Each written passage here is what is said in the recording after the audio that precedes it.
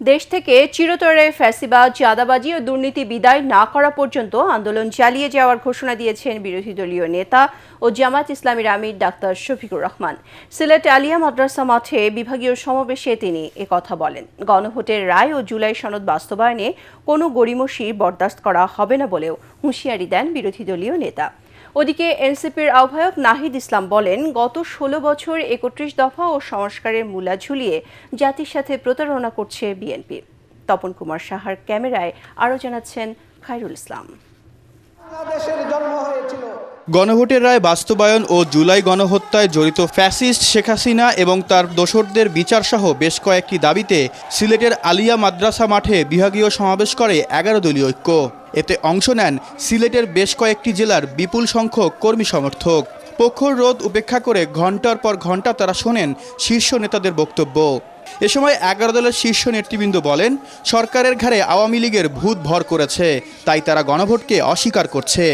আপনি দালালদের কথা না শুনে নিজের বিবেক দিয়ে যে সংস্কারের কথাগুলি বলছে, এই সংস্কারগুলি করেন।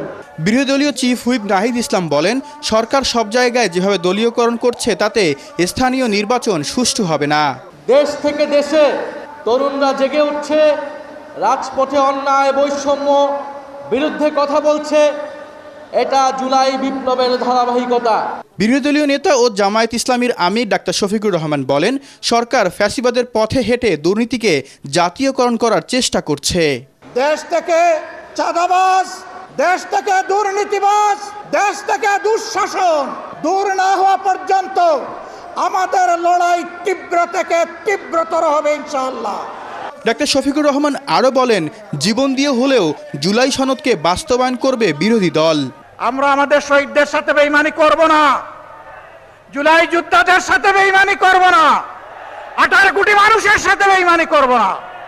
আমরা কথা রাখবো ইনশাআল্লাহ, জীবন দিয়ে হলেও লড়াই করে কথা রাখবো ইনশাআল্লাহ।